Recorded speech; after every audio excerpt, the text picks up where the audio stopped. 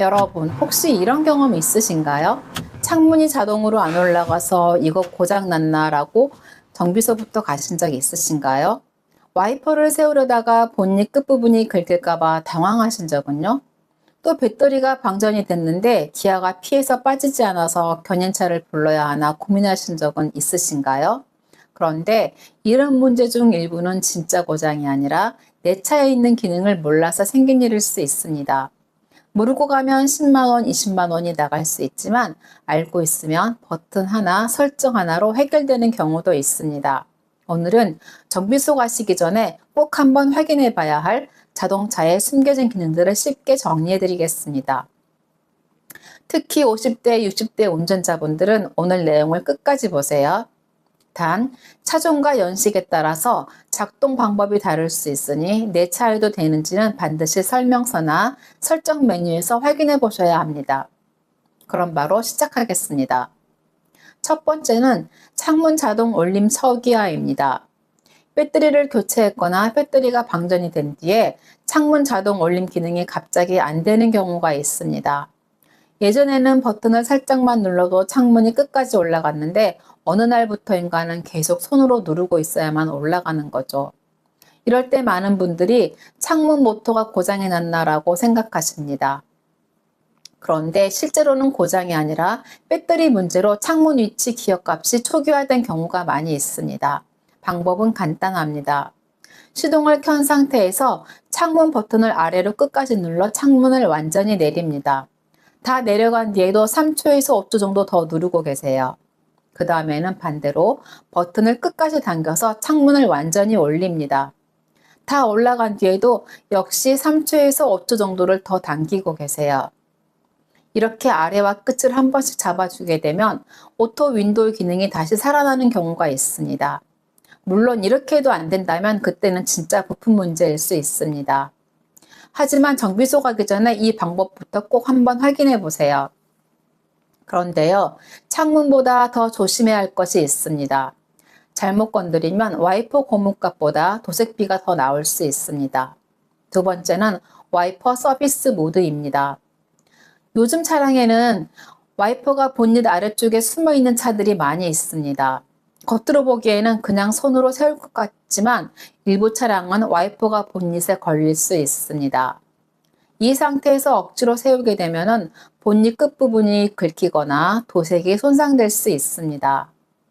와이퍼 고무 하나 바꾸려다가 오히려 수리비가 더 나오는 상황이 생기는 겁니다. 이럴 때 필요한 것이 바로 와이퍼 서비스 모드입니다. 보통은 시동을 끈 직후에 와이퍼 레바를 위쪽이나 미스트 방향으로 몇 초간 올리고 있으면 와이퍼가 유리 중앙 쪽으로 올라와 멈추는 차량이 많이 있습니다. 이 상태에서 와이퍼를 교체하면 본닛을 긁을 위험을 줄일 수 있습니다. 다만 차종마다 방법은 다릅니다. 어떤 차는 시동을 끈 직후 바로 해야 하고 어떤 차는 차량 설정 메뉴에서 서비스 위치를 선택해야 하기도 합니다. 그러니 와이퍼를 손으로 억지로 세우기 전에 내 차 설명서에서 와이퍼 서비스 모드 또는 와이퍼 교체 위치를 꼭 한번 확인해 보세요. 여기까지는 수리비를 아끼는 기능이었습니다. 지금부터는 배터리 방전 상황에서 정말 당황하지 않게 해주는 기능입니다. 세 번째는 시프트 록 릴리즈입니다. 이중 주차를 해야 하는데 배터리가 방전돼서 시동이 안 걸릴 때가 있습니다. 그런데 기아가 피에 묶여서 N단으로도 안 빠지는 경우가 있습니다. 이럴 때는 바로 견인차를 부르기 전에 기아 레버 주변을 한번 자세히 살펴보세요. 작은 덮개나 버튼에 시프트 록 릴리즈라고 적힌 부분이 있을 수 있습니다. 뚜껑에 있는 차량은 그 뚜껑을 열고 볼펜이나 얇은 도구로 안쪽 버튼을 누른 상태에서 기아를 움직이면 시동이 꺼진 상태에서도 N단으로 바꿀 수 있는 차량이 있습니다. 이 기능을 알고 있으면 방전 상황이나 이중주차 상황에서 훨씬 침착하게 대처할 수 있습니다. 단, 위치와 방식은 차종마다 다릅니다.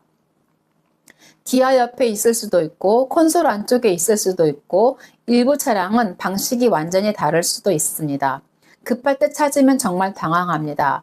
오늘 영상 보신 김에 내 차의 시프트 록 릴리즈 위치를 한번 확인해 보세요. 이런 정보는 정말 몰라서 손해보는 경우가 많이 있습니다. 알짜 참고서에서는 생활 속에서 놓치기 쉬운 정보를 쉽고 정확하게 정리해드리고 있습니다. 도움이 되신다면 구독 눌러주시고 다음 정보도 놓치지 마세요. 자, 그러면 방전 상황에서 하나 더 알아두셔야 할 기능으로 넘어가겠습니다. 네 번째는 스마트키 배터리가 없을 때 시동 거는 방법입니다. 스마트키 배터리가 약해지면 문은 열렸지만 시동 버튼을 눌러도 반응이 없는 경우가 있습니다. 이때 많은 분들이 차 배터리가 나갔나라고 생각하시면서 당황해 하십니다. 하지만 일부 차량은 스마트키 배터리가 없어도 스마트키 안의 칩을 차량이 인식할 수 있습니다. 방법은 간단합니다. 스마트키를 스타트 버튼 가까이에 직접 대고 브레이크를 밟은 상태에서 시동 버튼을 눌러보세요. 차량에 따라서는 스마트키를 컵홀더 쪽이나 정해진 위치에 놓아야 인식하는 경우도 있습니다. 그러니 내차 설명서에서 스마트키 배터리 방전 시 시동 방법을 미리 확인해 두시면 좋을 것 같습니다. 이 기능은 한번 알아두면 갑자기 시동이 안 걸릴 때 정말 큰 도움이 됩니다. 다섯 번째는 리어 버튼의 숨은 기능입니다. 많은 분들이 리어 버튼을 뒷유리 김서림 제거용으로만 알고 계십니다. 그런데 일부 차량은 이 버튼을 누르면 뒷유리 열선뿐 아니라 사이드미러 열선도 함께 작동합니다. 비 오는 날 사이드미러에 물방울이 맺히면 옆 차선이 잘 안 보입니다. 겨울 아침에는 성에가 껴서 차선 변경할 때 위험할 수도 있습니다. 이럴 때 휴지로 닦으려고만 하지 마시고 리어 버튼을 한번 눌러주세요. 차종에 따라서 2, 3분이 지나면 사이드미러의 물방울이나 습기가 줄어드는 경우가 있습니다. 다만 모든 차량에 사이드미러 열선이 있는 것은 아닙니다. 옵션이 없는 차량도 있으니 내 차 사이드미러에 열선 기능이 있는지 한번 확인해 보시면 좋겠습니다. 이건 편의 기능이기도 하지만 비 오는 날에는 안전과도 연결되는 기능입니다. 여섯 번째는 주유구 방향 확인법입니다. 렌터카를 타거나 가족차를 운전할 때 주유구가 왼쪽인지 오른쪽인지 헷갈리신 적 있으신가요? 주유소에 들어갔는데 주유구가 반대쪽에 있어서 다시 차를 돌린 경험도 있으실 겁니다. 이럴 때에는 차에서 내릴 필요가 없습니다. 계기판의 연료 표시 아이콘을 보세요. 주유기 모양 옆에 작은 삼각형 화살표가 있습니다. 그 화살표가 왼쪽을 가리키면 주유구가 왼쪽에 있고 오른쪽을 가리키면 주유구가 오른쪽에 있다는 뜻입니다. 정말 간단한 기능인데도 모르면 매번 헷갈립니다. 렌터카나 새 차를 운전할 때는 꼭 기억해 두세요. 일곱 번째는 후진 연동 사이드 미러입니다. 주차할 때 사이드 미러가 자동으로 아래를 비춰주면 주차선이나 보도블록이 훨씬 잘 보입니다. 특히 주차가 어려운 분들에게는 정말 유용한 기능입니다. 그런데 이 기능이 있는 차인데도 작동하지 않는다고 생각하는 분들이 많이 계십니다. 이럴 때 확인할 것이 하나 있습니다. 운전석 문 쪽에 있는 사이드 미러 조절 스위치를 보세요. 스위치가 가운데 중립 위치에 있으면 후진 연동 기능이 작동하지 않는 차량이 많이 있습니다. 스위치를 L 또는 R, 즉 왼쪽이나 오른쪽으로 선택해 둔 상태에서 후진 기어를 넣어 보세요. 차종에 따라 사이드 미러가 자동으로 아래쪽을 비춰줄 수 있습니다. 만약에 내 차에 이 기능이 있는데도 안 된다면 차량 설정 메뉴에서 꺼져 있을 수도 있습니다. 주차가 어렵다면 꼭 한번 확인해 볼 만한 기능입니다. 여덟 번째는 트랙션 컨트롤 버튼입니다. 계기판 근처에 차 그림 뒤에 지그재그 선이 그려진 버튼을 보신 적이 있으실 겁니다. 이것이 바로 트랙션 컨트롤 버튼입니다. 이 기능은 평소에는 반드시 켜두는 것이 좋습니다. 미끄러운 길에서 차가 중심을 잃지 않도록 바퀴 회전을 자동으로 제어해주는 안전 기능이기 때문입니다. 그런데 예외가 있습니다. 눈길이나 진흙길, 모래길에서 바퀴가 빠졌을 때입니다.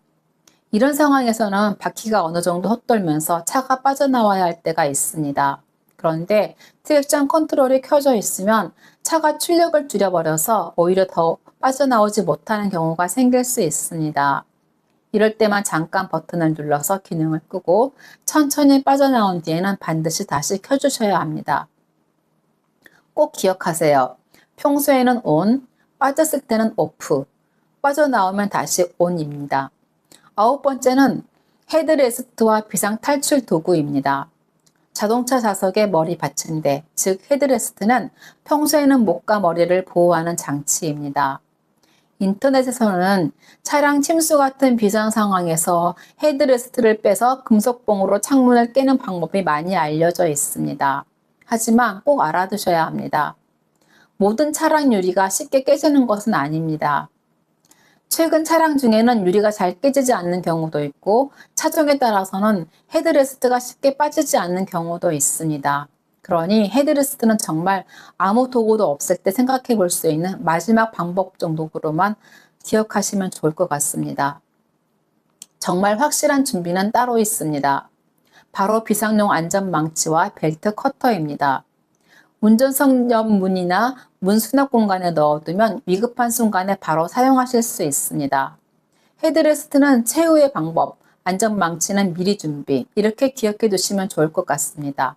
자, 오늘은 정비소 가기 전에 꼭 알아두어야 할 자동차의 숨은 기능들을 알아보았습니다.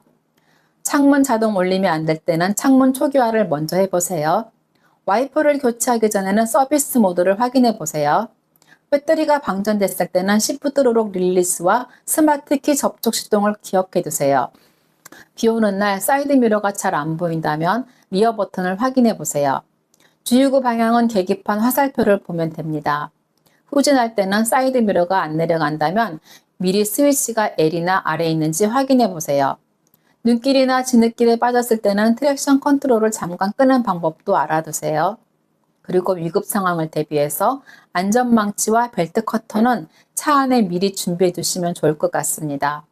오늘 내용은 어려운 정비 지식이 아닙니다. 내 차에 이미 있는 기능인데 몰라서 못 쓰는 경우가 많았던 것들입니다. 이 영상이 도움이 되셨다면 운전하시는 가족, 배우자, 친구분들에게 꼭 공유해 주세요. 아까운 수리비를 줄이고 위급한 순간에는 안전까지 지킬 수 있습니다. 다음 시간에는 더 유익한 정보로 여러분을 찾아뵙겠습니다. 알짜 참고서였습니다. 감사합니다.